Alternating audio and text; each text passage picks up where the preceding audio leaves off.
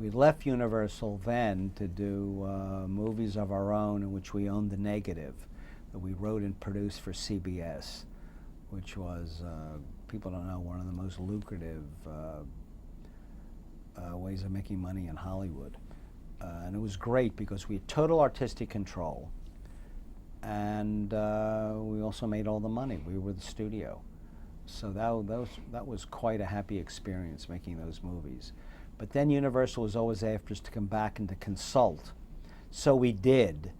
And that's where we came up with Murder, She Wrote. Harvey Shepard, who was then running CBS, said he wanted to do a murder mystery, preferably with a woman. And could we write one for Jean Stapleton? Because All in the Family was over. So we met with her at the Bel Air Hotel for lunch, and she was pleasant enough, and we knew her work. So Peter Fisher, under our tutelage, wrote a pilot script. We did the story with Peter, and sent her the script, and she didn't understand it. Well, this script was not exactly astrophysics. I mean, I thought it was a good script, but not understanding it, not comprehending it, really left us in the lurch. So we figured, you know, maybe if she didn't understand that pilot script, maybe she's not the right person to play that sleuth. So then Harvey Shepard said, well, you know, we lost her. You want to go with her, and she wouldn't commit to it. And he says, come up with somebody else. So we'd always been fans of Angela, and we heard she was available, but she had like no TV cue. I mean, the big audience out there, the television audience, really didn't know Angela Lansbury. She'd been a, you know, a movie personage. She was in Liz Taylor's first movie. She played the older sister. And she'd done a lot of good things, and she was the original Auntie Mame on Broadway. And we loved her. But we figured, oh, to take her name into Harvey Shepard, we're dead. He's going to kick us out of his office. But we have nobody else, and we thought, you know, she's English, she comes out of that whole British murder mystery tradition. She would really be good, because we knew she was a fine actress. So look, what do we have to lose? Well, the series we had to lose, but what the hell? We walked into Harvey's office at CBS City, and bounced this name off of him, and his eyes lit up. And it turned out serendipitously that he came, his father, I think, was a butcher in Long Island. And they were a big theater family. They would go and see all the musicals, and they were major Angela Lansbury fans. And Harvey said, if you can get her, you're on the air. Well, we figured, what, on the air? We just figured we'd do the pilot. He was going to put us on the air if we got her. Wonderful. We came out of his office totally elated. And then we looked at each other and we said, yeah, but how do we get her? So we had a meeting with her in the Black Tower in the head of television's office on a Friday afternoon. I remember it was late. It was like 5 o'clock in the afternoon. And she came, and she was charming. And she said, oh, you know, Norman Lear just gave me the script for his new sitcom. Mm-hmm. And she was going to play opposite Charlie Durning, who was a friend of ours, Marjorie's of mine. And we said, we're dead. We're dead. We didn't say this to her, but, you know, I was looking at Dick, he was looking at me, and she said, I'll read your script over the weekend. I'm going to read Norman's at the same time. And I will definitely call you Monday, and I'm as good as my word, I will call you Monday with a yay or nay. And sure enough, she called Monday, and she said, I love the script, I love this character, and I've told Norman I don't want to do his sitcom, and I'm yours. And that's how we got Angela Lansbury, because Jean Stapleton turned it down, and I think, thank God, that was we were very, very lucky there. Because I don't care what your concept is, how good your script is, if your lead, like Peter Falk in Columbo, is not a marriage made in television heaven, it's not going to happen for you. You know, it's wonderful to say, you know, we create these characters and they're marvelous, and we structure a real good script. The audience buys that actor or actress. And let's not fool ourselves. That's where it is. It's a people business. Nice to say, and it's a writing business. I don't think so. People buy other people. I think the power that we used to have as writer-producers, there still is power because they need showrunners, but everything is in staff now. All our writers were making very nice money every week, but they were under contract to us. This is a major change from the old days where you dealt mostly with freelance writers, and they developed the scripts. You developed them with them, and it was on a one-shot, and if you found a good writer, you give a multiple to that writer, so that writer would do a couple of scripts. Now it's all in-house, so you have total control. They report for work, you make assignments, and you can have them up, 3 o'clock in the morning when you have, deadlines, when you're going to roll cameras the next day. You couldn't do that in the old days, really. At times you did, but it was harder. When you own the people, obviously, you're going to get more out of them when you have deadlines. That's one good thing. But series now where you have network heads, into casting, crucially into casting, you're losing power. Movies of the week now, there's one studio or network head who casts, you submit names, and then he makes his choice of who the character should be. But this was happening. I had a series about 10 years ago that was on CBS. It was going to be on CBS, and that's where it wound up, called Over My Dead Body with Edward Woodward, the British actor. And Sagansky, who was the head of the studio, he picked who the co-lead was going to be. My partner and I, and we wrote the pilot, and we're going to produce the pilot. We had two young women, to be the co-lead with Edward, and we favored one, and Sagansky picked the other. So in a way, the networks always had great power doing that, but I found that earlier I had more power. Now there's too much fear and there's too much competition. They're really running frightened. Where do ideas come from? They come from all over. You'll be watching a television show, you'll say, that goes in one direction, but you could go in this direction with those characters or that plot. Or you sit in a chair. Billy Wilder says, you don't sit in a chair and dream up something. But at times I have done it, and so did Dick. It's rare. Usually they drop out of the sky. Somebody will say something, you're at dinner, and I find very quickly I can see it all. I can't see 1, 2, 3 acts, but I can see basically, it's the concept which is the whole thing. Dick and I could never write when I'm writing on my own now. If the concept is right, then the characters will come and you can develop it.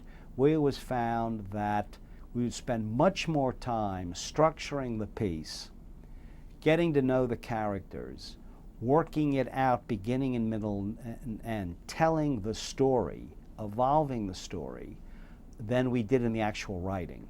We would write a script, literally 5 pages every morning. In a month we had a script. Now that Dick isn't with me anymore, I speed that process up. I can get a good first draft in 2 weeks, literally, because I'll start at 9 o'clock in the morning, I'll work till lunch at noon, I'll have a quick lunch, I'll work all afternoon to 6 o'clock, I'll have dinner, and then maybe I'll read something like that, listen to music, and then I'll come back and do more work. And I've got a pretty damn good first draft in 2 weeks. I find that unless I get a rhythm going, I'm rarely impeded by anything. It's just sheer luck. I can always usually solve problems very quickly and keep going. I just find the rhythm is imperative.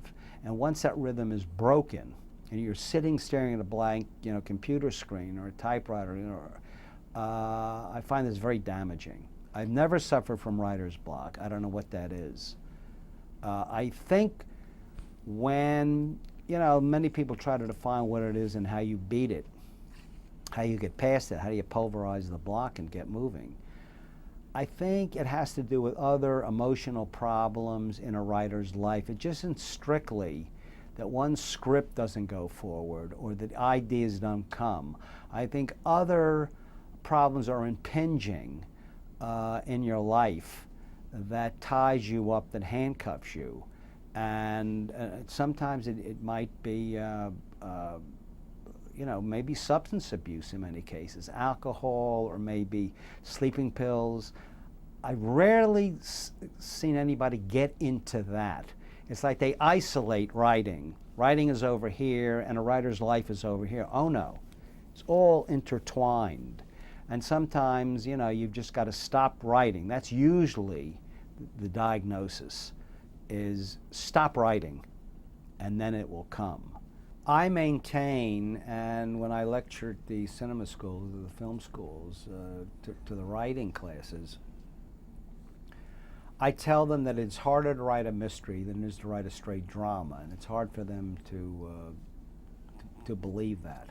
I say it because when you write a drama, you might get a good concept, you develop your characters, in a way you're led by your people. You can use the unconscious mind more. When you write a mystery, everything's got to be worked out, especially a mystery with clues. You've got to know where you're going. I believe you should know what your ending is. When you write a drama, you can leave the analytic mind behind until you got your first draft. Then in comes the analytic mind saying, no, that's wrong, that doesn't work, this motivation is very shaky, etc. When you write a mystery, you never get rid of that analytic mind. It sits right on your shoulder. This is wrong, change this, and you run into all these barriers. That's why I find it's looser. You have more flexibility when you write a straight drama than when you write a mystery. There are too many rules going at you. You're too hamstrung when you write mysteries. But I think, and I always say in these same classes, if you want to write drama, read mysteries, especially read the mysteries in the 30s and the 40s that were impeccably constructed. You can learn a great deal about construction from mysteries, even if you don't want to write mysteries. To me, it is the best place to go to learn. On Columbo, we utilize the inverted mystery. That means where you know who did it up top. This had never been done before in television, radio, motion pictures, etc. It had been done in the mystery novel, and in a mystery short story called, I think, The Singing Bone at the turn of the century. But it was not even done in mystery novels.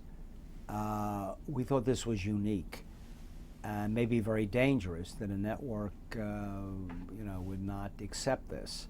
We did it on the stage first, and we did it in the Chevy Mystery Show, but that was just a one-shot. And we got away with it because it was fresh. The audience had never seen this before.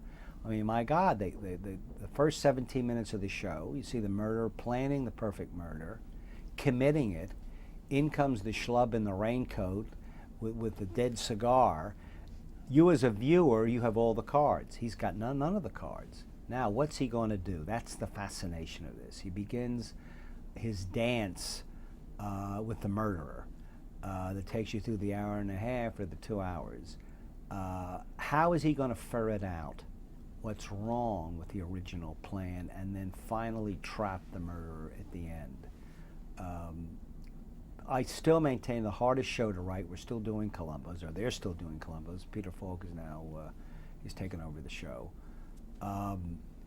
You literally have two people fencing with each other for 2 hours. There are no car chases. Columbo hates guns, doesn't carry a gun. Nobody's getting hit over the head. There's no action. It's all talk and hopefully, when they're good scripts, cleverness. And you've got to wind up with that final clue that traps the murderer. As Falk calls it, or Peter calls it, the pop. The last pop's got to be terrific. So it really is my crane country writing that show, and it's very tough to find writers because it's much easier to write the other shows, the cop shows, I think, etc. Columbo is a doozy. There's a major rule in writing mysteries, I think, and this can be disputed, but you've got to play fair with the audience, as we always did on Columbo and we tried to do on Murder, She Wrote.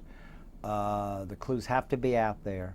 They can't be so arcane they can't be guessed. They have to be in full view of the audience. They must be fair. And if you play fair, I think you'll maintain your audience, especially if you're doing a mystery series, because you want them to come back the next week and watch your show.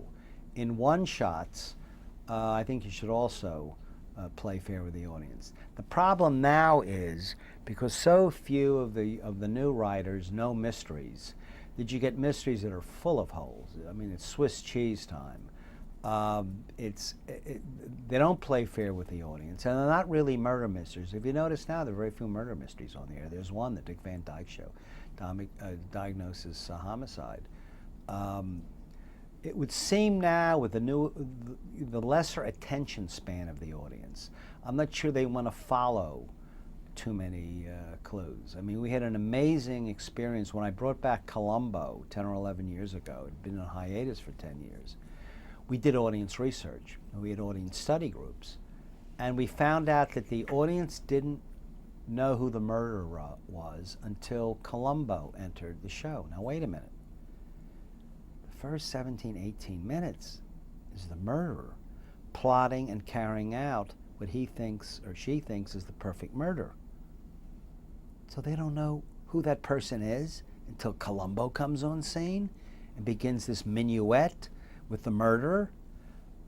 This was a shocker. I told Peter, and he said, "You never again tell me anything like that about this show. Or you see that window over there? I'm going to jump out of it."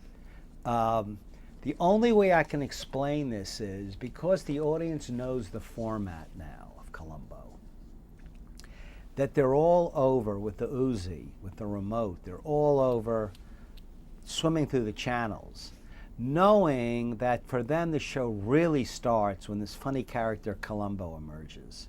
So then they don't see the first act of the show.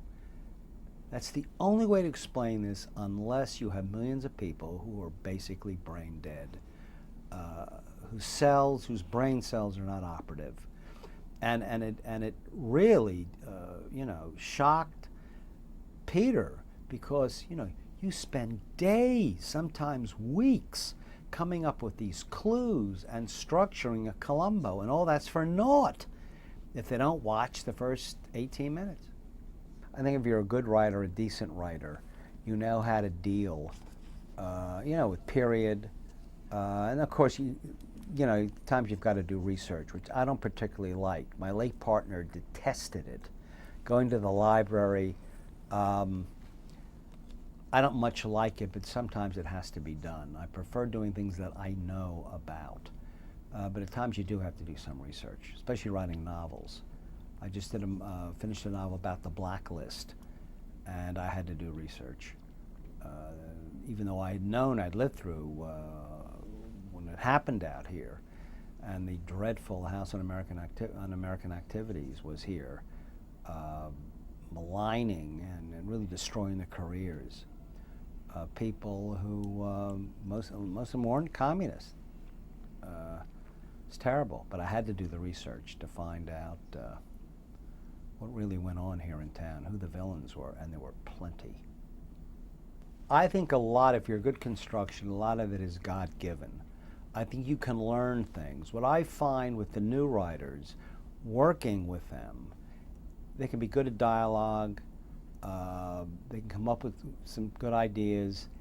It's the storytelling process itself seems to have atrophied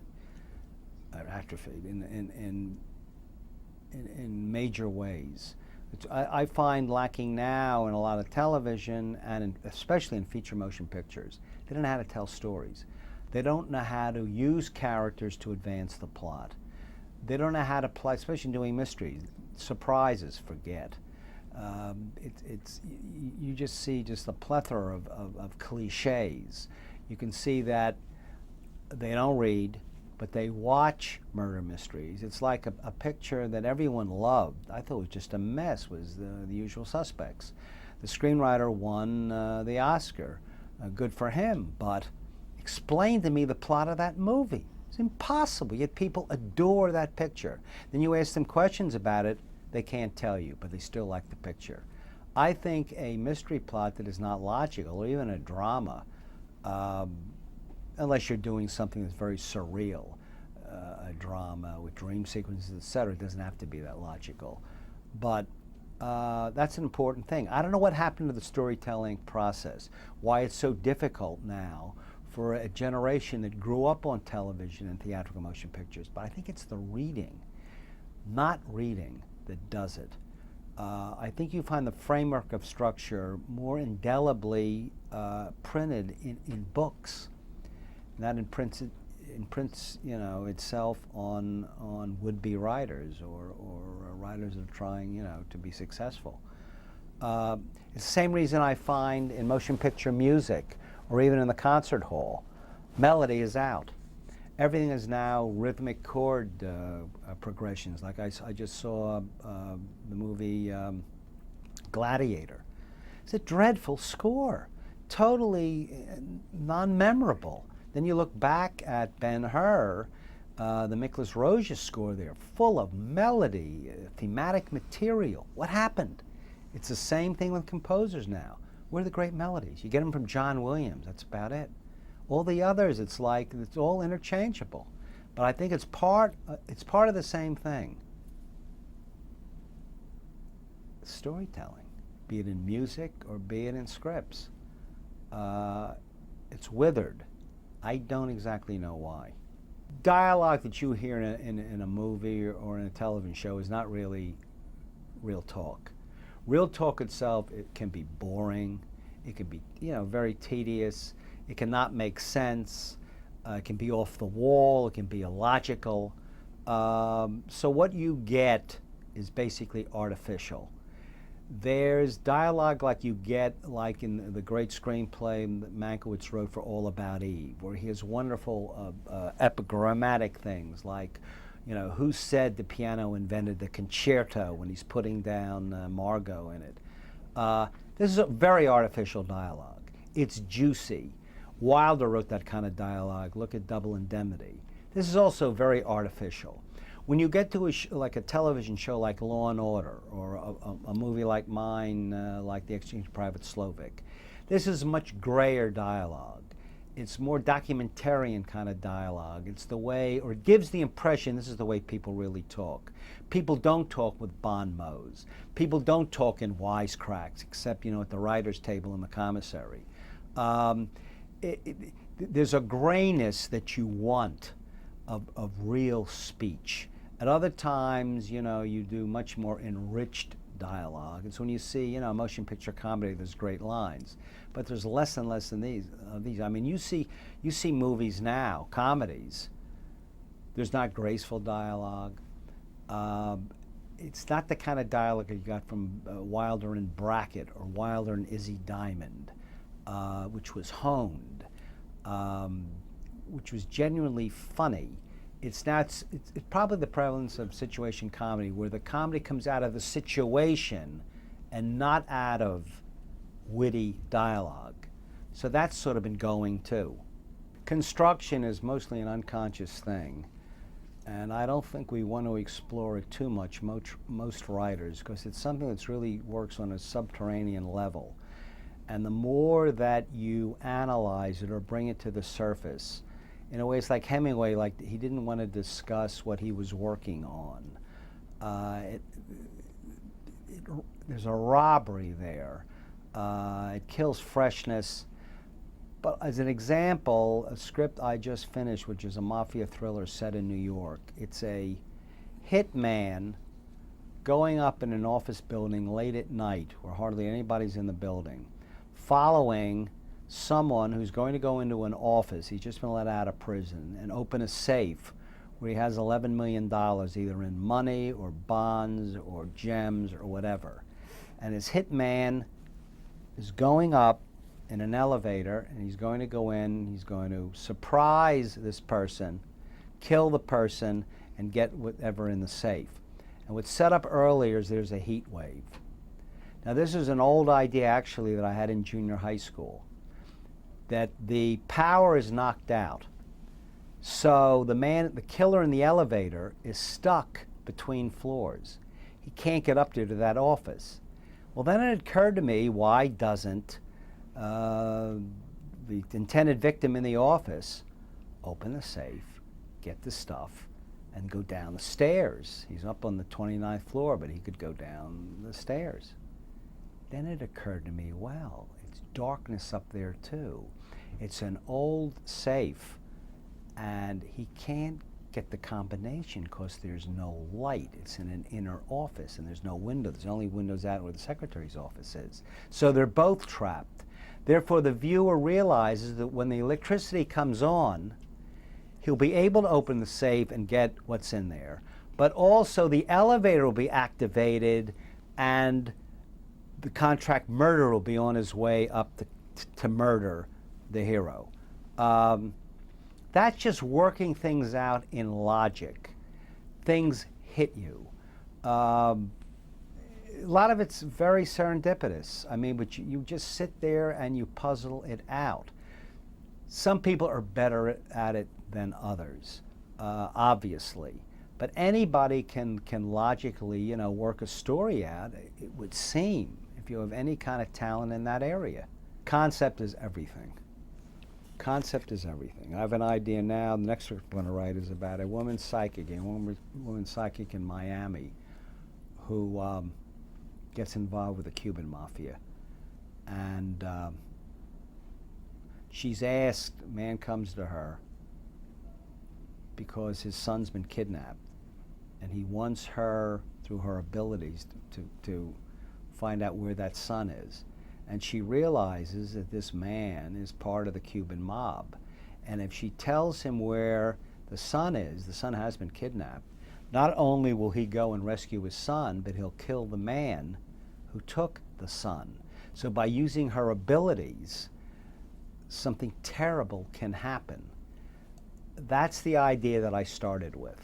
Setting it in Miami and all the color that's down there, and a woman who has genuine abilities being used for really nefarious purpose. That's just the start of this.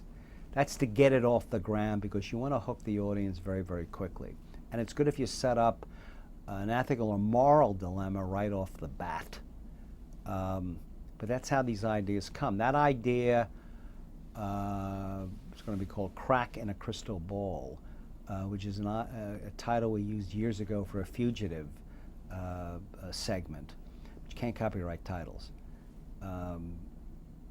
Who knows where these things come? They just drop out of the sky a lot of the time. But then you got to work them out. And the working them out, I have a lot of fun with. Most writers I know hate that process. They don't like it at all. They like the writing process. Working it out, they don't like. I pretty much know where I'm going. I might not know every scene. Dick and I, when we worked together, we knew every single scene, exactly where we were going. But then we began to get a little looser and a little more flexible. We knew where we were going, we knew the destination, but some scenes we didn't know. But we knew the characters, and we knew the original setup, and we knew really what you've got to get is point of conflict. This is, you don't have drama. Drama is conflict. I mean, it's a cliche, but that's it. And as Fitzgerald had the sign over his desk, character is action. And that's very, very true. You must show your characters in action, or you just got something that's stillborn to begin with. You have a stillborn drama. It's a lot of it is unconscious and really can't be explained. It's why teaching writing is very, very difficult. All you can do is let people write and then criticize what they've written. But telling them how to come up with ideas, you might be able to tell them how to deal with an idea once they get it. That's possible. But they've really got to muddle their way through on their own. And I think reading helps a great deal. As David Mamet said, and it's true, it didn't used to be like this. Get into every scene late and get out of that scene early. That's cutting it to the bone. Every line in a script should be advancing, should be arrowing you forward, if possible.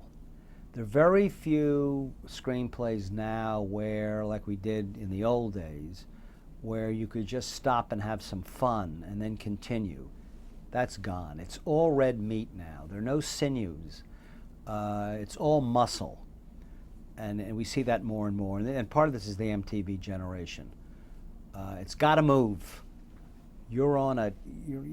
Everything is accelerated. This is for the good, and this is also for the bad. It's like a great screenplay like Sunset Boulevard. Well, that doesn't necessarily move, but it's so intriguing. It's so brilliantly written and performed. You don't have to move like that. But that seems to be the way we're going. A younger audience, and let's face it, feature motion pictures are made for a young audience, and television is being made for a younger and younger audience. They want speed. As far as technical details go in screenplays, I've learned the hard way because I produced everything I've written for the past 30-some years or more. You don't tell directors. I mean, technical directions or nudges in a screenplay are for naught. Director's going to come in. What you write master scenes. If there's something important that you want to show, all right, use a close-up or use a medium shot. But it's just a waste of time. If director comes in and reads the script, he's going for the dialogue and the story and what's happening. And he is going to break it down. It's going to be nothing like you've suggested. In the past, now and then, Dick and I have put a shot in that a director used because he liked the idea of it. We had a visual sense. I still do, because I collect art. It's very important, and I do cartoons. I think I have a visual sense. And sometimes you get lucky and they'll use something. But if you're smart, don't give any directions for the camera, the kind of angles you want, unless it's very important to the story, especially in a mystery. Otherwise, stay away from it. You write master scenes, and you'll make the director very happy.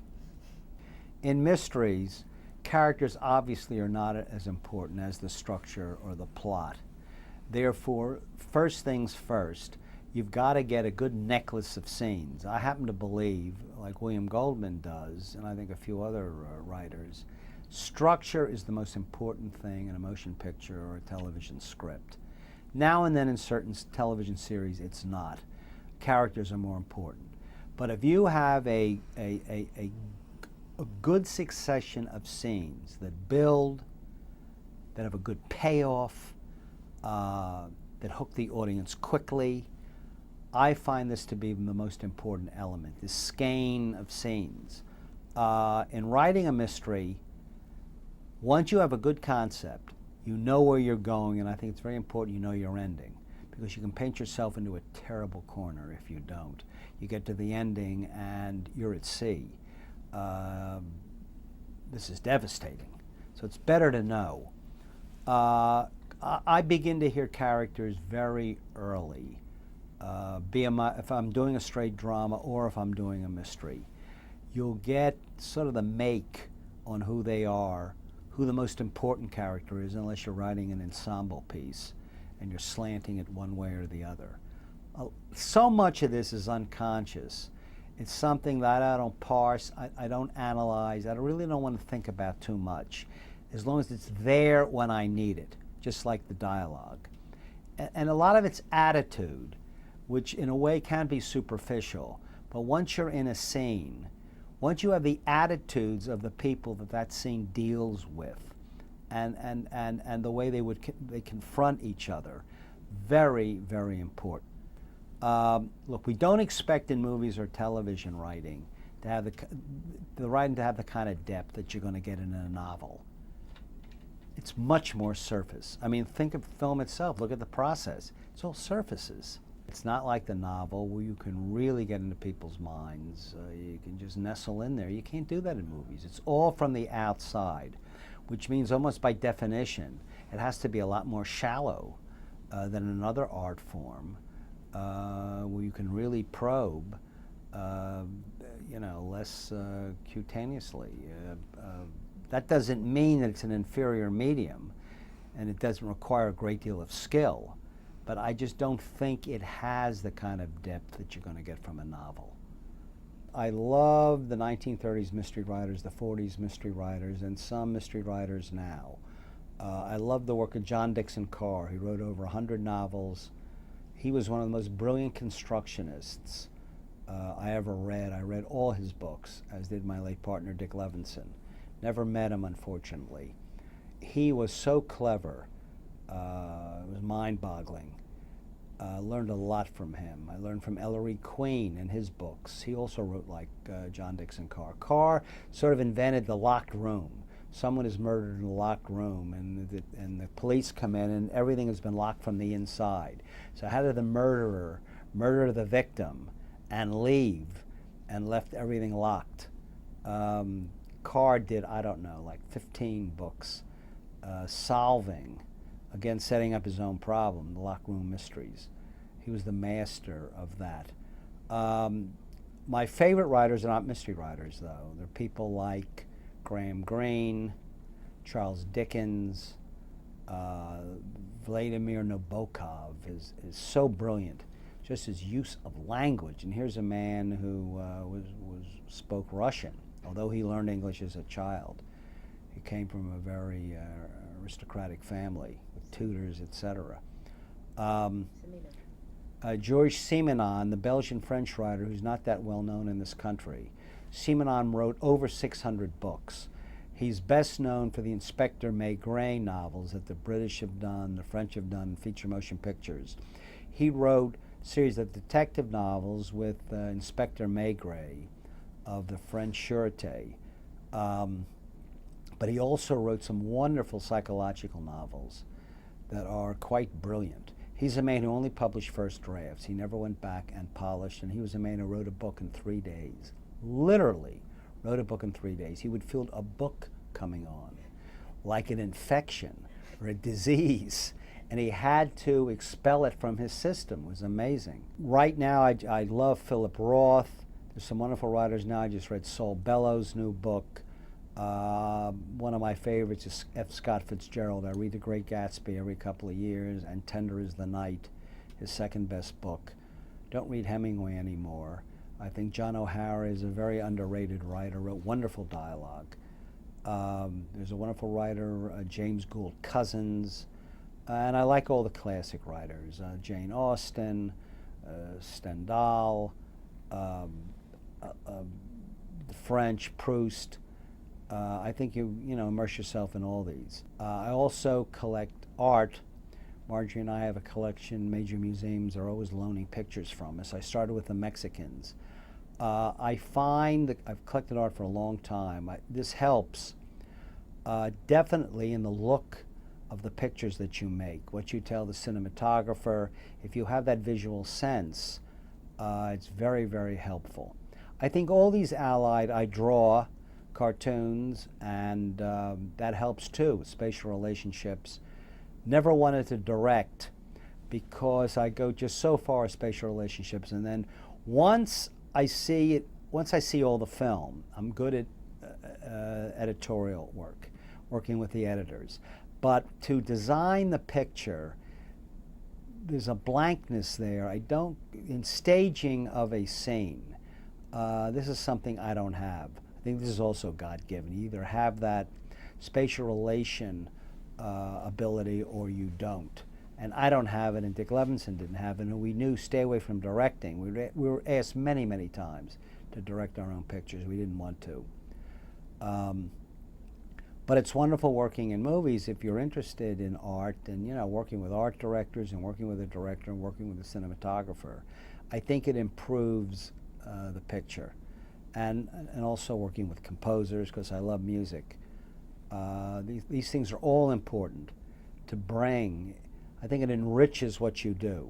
The amazing thing about writing is once I'm in that world, I notice no ambience of anything around me, furniture, people, etc. It's like I snap that all off. I can be in my office at home, and there could be, Marjorie can be, talking on the stock market. My niece can be in the house with the baby running around. The dogs can run into the room. I'm really not aware of any of this. I just shut it out. I'm just immersed in that world of what I'm writing. The phone can ring. I can have a conversation. A split second later, I'm back in that world. I just shut it out. That's just a technique I guess I've learned over many, many years. It requires total concentration, but I don't have to work at it anymore. Each screenplay has its own unique set of problems. And that's what you do. You formulate these problems and you solve them, or you solve them as good as you possibly can. I mean, most screenplays are not perfect. Most movies are not perfect, made from these imperfect screenplays.